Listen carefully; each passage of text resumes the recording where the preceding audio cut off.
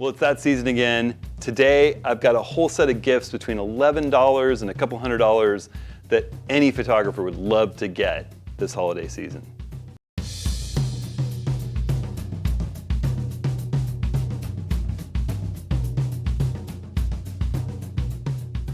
Well, hey everybody, it's Hudson. Welcome to this week's Approaching the Scene.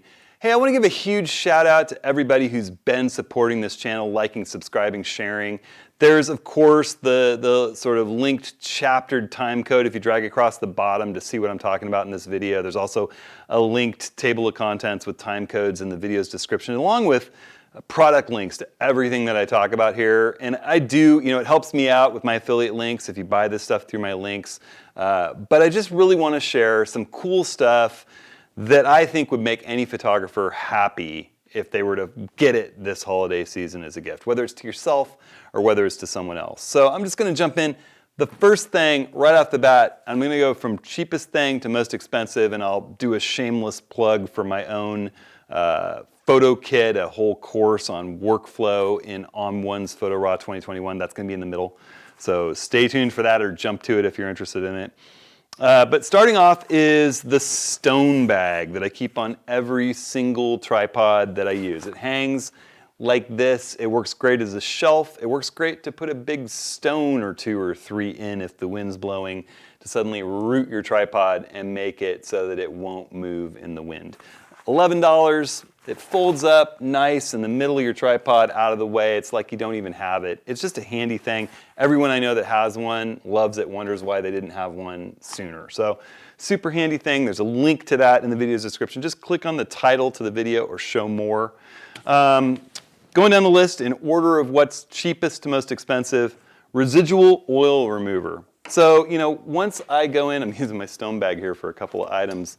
Once I've blown off my optics and I make sure there's nothing gritty on there that's going to scratch the lens, but say I've still got a little schmutz, some fingerprints or some sweat dripped on my lens, or there's some kind of oily residue on there, I'm going to reach for my residual oil remover. This is a really cool product. A good friend of mine who's been a Nat Geo photographer for decades turned me on to. He knew the guy that originally started making it in his bathtub. It is a great product, leaves no residue. You just put a couple of drips on this on your filter or on your element, wipe it really carefully with a super clean microfiber cloth. Boom, it's good as new. So that's a product I'm just never without. It's only $20.34 at my link for 3 bottles of this. Get the ones with the eyedropper with the screw-on cap so it's nice and sealed. I don't like to carry the spray bottles around. They tend to get sprayed in the bag and the cap gets lost and they drain out. Anker USB battery packs. I love these things. I'm going to link you a small one with a single port and a big one with a couple of fast ports.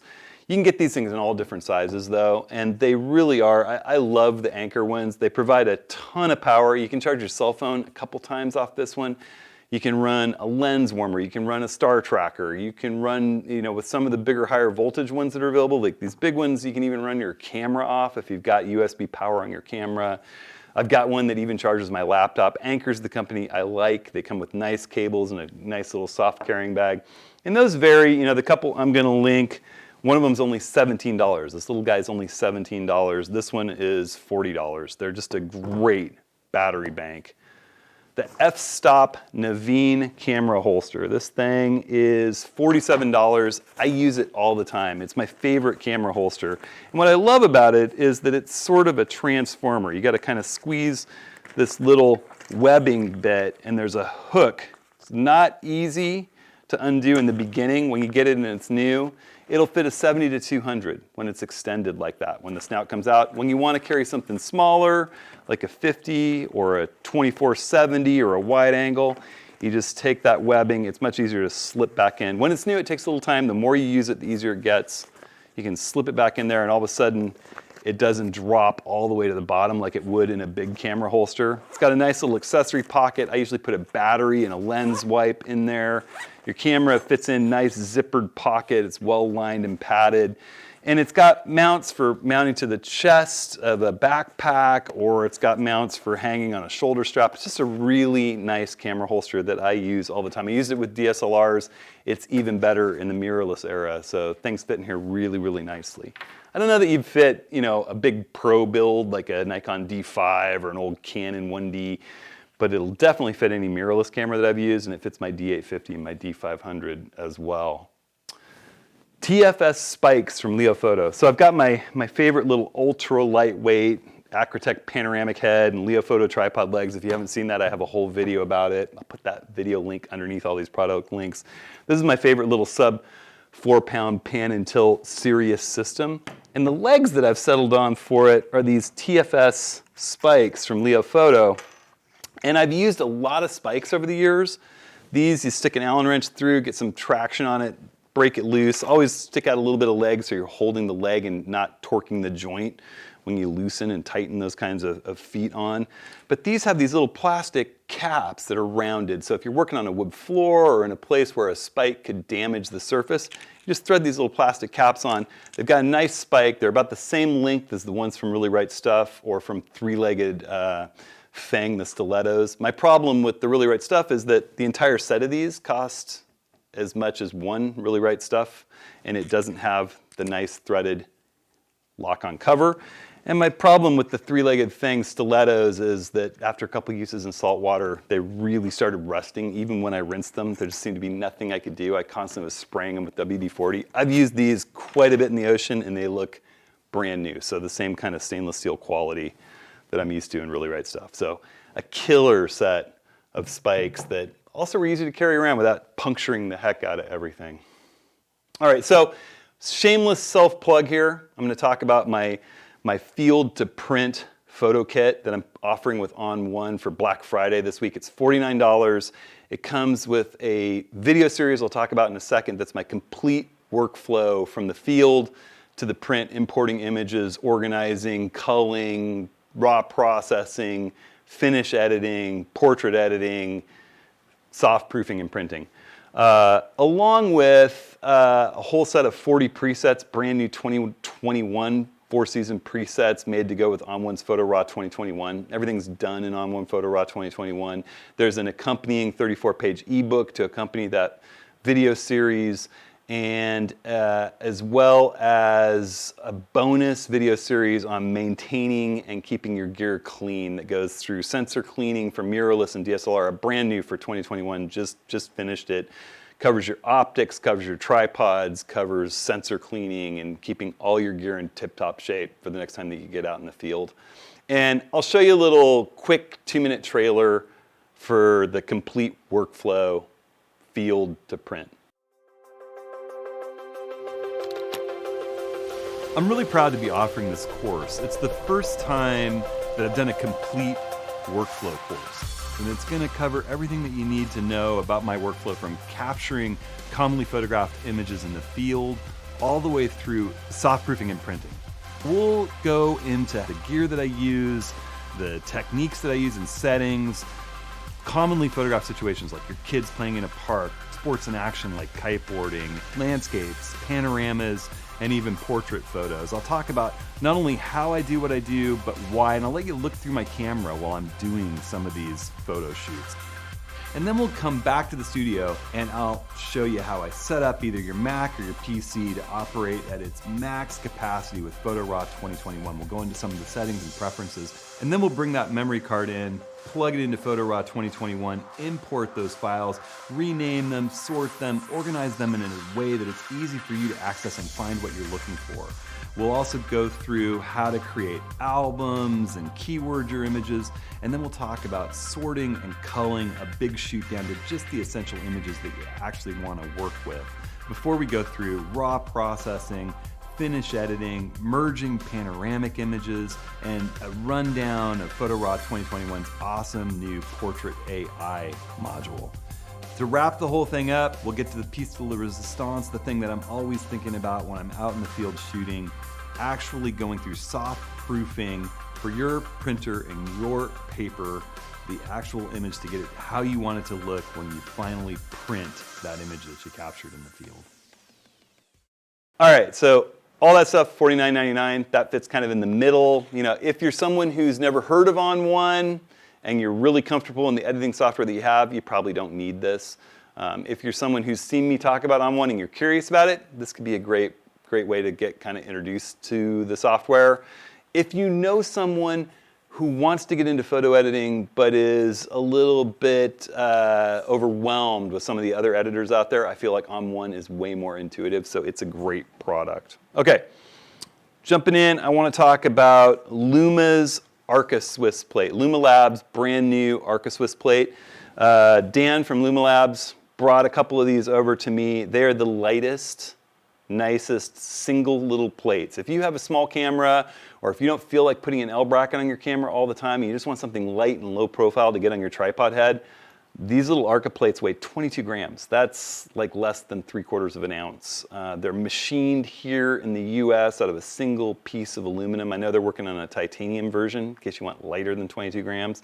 They come in at 60 bucks. They've got a ton of them in stock. They've got 3 little drilled holes so that you can mount it wherever you need on your camera. It's got this rubberized top surface that doesn't slip at all. And if you have a Luma Labs or a Black Rapid strap that screws in to the port, I've been finding that my old universal Luma Lab strap with this works just awesomely. You know, they can't fit a QD connector in here. It's just too small, low profile, lightweight, but it's an amazing, amazing little Arca plate. I've been keeping one on my Nikon Z6 II since I don't have an L bracket for it yet anyway, and I'm kind of falling in love with it. I could see running around with this quite a bit when I don't need an L bracket and just mounting my my Luma Labs universal strap up via that thing. All right, we're going to talk about some cool ways to mount your phone on the tripod so that, let's say you're out doing Milky Way photography or time-lapse photography or long exposure photography where you want to take control of your camera via Bluetooth, whether you're using your built-in phone app or you've got a Foolography Unleashed, or you've got the Pluto trigger, both of which I really enjoy using to take control of my camera and do super long exposures. This is a really, really cool mount. You can pop your cell phone in here. Well, actually, I'll take my bigger Google Pixel 3 XL, and you just tighten it. It adjusts toollessly. There's a little lock that you can adjust the overall width and then pop it back locked, and then there's kind of an Arca-like clamp on this thing. You just clamp your phone in, and it has an Arca plate so that you can drop it on your tripod just like that, should you want to. But what I like doing with it is putting it on this little magic arm that Leofoto makes, and you put that into your tripod's accessory port, spin this guy on there, and then you just take your phone, drop it in like that, and all of a sudden, while you're doing your long exposures or whatever it is that you want, it's right here. All your, say you want to use the photographer's ephemeris or, any of the apps that we're using all the time, Sunsurfair, any of these cool apps that we use all the time with our photography. Your camera's right there. You're not digging it out of your pocket looking for it in your bag. It's up above the water if you're working in a little bit of surf or shallows or in the stream. It's a really great way to go. And if for some reason you're a person who prefers to use a tablet than a phone out there, they've also got a cool mount for the bigger tablet. It basically works the same way, spins right on here, and you can adjust the length by just sort of loosening this and snugging it so it can fit whatever size tablet you want to work with. Leofoto is really making some awesome support gear, and I applaud them. It seems like they're not only creating really nice gear to compete with all the other manufacturers, they're innovating in a way that makes everything that they use, that they're making in tripods, little mini magic arms, phone holders, feet, those kinds of things, a little bit innovative, a little bit better than the competition I've been working with, and at a really competitive price. So that phone holder is 34 bucks. The little magic arm's a little more expensive at like $55, and the tablet holder's at $59, but they are just bomb-proof. Really, really, really nice. Okay, speaking of, I've got a few things from Leofoto. I really have been impressed with the quality of what they've been producing. So I asked the guys at Leofoto about their monopod selection, and I got this I've always felt like monopods are a little overpriced for what you get. I got this beautiful carbon fiber monopod from them. It gets plenty tall. It's got the requisite spinning hand strap that I think is just so critical for a good monopod, where you can hold, your non-dominant hand and kind of pull down to just create more stability and then shoot. And then they're also making a really nice monopod head that just tilts. I feel like with the monopods, you can pivot, swivel, go vertical, horizontal on your long lenses collar, but just being able to tilt is all you really need. And it's got a nice, big, easy to use knob to lock it. Really, really sweet. Comes with this nice little shoulder carry bag. The whole thing is just really, really well put together, just like all of their tripods are. I've been super impressed with them. You can use different feet with it. So the monopod is the MP364C, and it's $120, and the VH10 tilt head is $79. So it's about $200 for the two put together. Moving into that $200 range, I absolutely love the new, the Move Shoot Move star tracker rotator with this laser guidance. I'm not going to point it right at the camera because it is a blinding laser that's like a lightsaber into the sky to line up with the North Star. And I'm finding that this sub 2 pound little deal is easy to toss in my bag. You mount this on your pan tilt head, whether it's your fluid head or a panorama head like I use from Acratech, and then put a little ball head on top of there. I'm using the Acratech GSP. That's my favorite ball head on earth. It's amazing. But then you can line this thing up with the pan and tilt with the laser dead on the North Star, turn it on, and it starts rotating with the Earth, and you can do long exposures of the stars, and it works beautifully with wide-angle lenses. So I've been having a ton of fun using this thing. It's not horrifically expensive. They actually have a sale on it right now where it's $218 with the laser. I'm putting a link to that particular kit.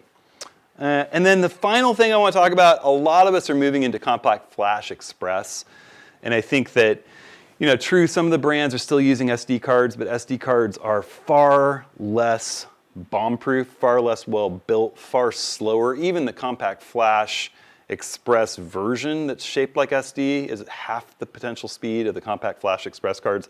This particular card is by ProGrade. It's a really cool company. It's made up of people that left some of the top-tier card companies. You know the names of them. I think they're from Lexar and SanDisk. And they have been really responsive to me in emails when I was asking about the product, and they're getting great reviews, and they're a little bit cheaper than some of the competition. This card's 256 gigabytes. It reads and writes at 1,700 megabytes per second. That is blazing fast. I remember I shot my first video clip with my Nikon Z6 onto compact flash after the firmware upgrade allowed you to use compact flash, and loading it onto my computer, instead of watching this thing slowly go while I got a cup of coffee, it just went, I was like, holy cow, it's that much faster than XQD, which is way faster than SD, and it's built even better, more metal. Unfortunately, if you do decide to go with compact flash express cards, and if your camera manufacturer starts using them or already uses them, you're going to need a compact flash express reader. The XQD reader that you might have will not work. And so ProGrade makes two really nice things here that I'm going to recommend. Their reader is a little bit cheaper and blazing fast, and also reads SD cards, and their cards are great. So I'm putting links to those too. All right, so I hope that some of you either get those gifts for yourselves or for somebody that you know and love. I think they'll put a smile on people's faces. I stand by everything that I've reviewed here. I've been using it myself and loving it. Next week, Tuesday, December 1st, we are doing a set of office hours, and we're also requesting images from you about how this strange holiday season feels. If you can create an image to submit to our sort of holiday season gallery, this is a weird year. Let's see what images you come up with to kind of tell the story of this year's holidays and how you feel about them. And we're gonna get together, go through images, take everybody's questions. Woody, Rick, Darren, David, and I, we're looking forward to seeing you there. Sign up at hudsonhenry.com/office hours. I know it's a totally weird holiday season, and a lot of us are probably not seeing family in the same way that we're used to, and that's a huge bummer, but this is just one of those periods of time that I think we all have to get through. And being creative can be a great way to get through it. Using new technology to stay connected in ways we never thought of before, staying creative, staying active, staying engaged, and staying safe. So I hope from the bottom of my heart that all of you and your families have as wonderful a holiday season as we can all make it. I'm heading to the coast with my kiddos and tuning out for this Thanksgiving holiday that we're having here. And I hope that everybody else is enjoying some good food and camaraderie and staying safe. And thanks so much, everybody. We'll see you next week.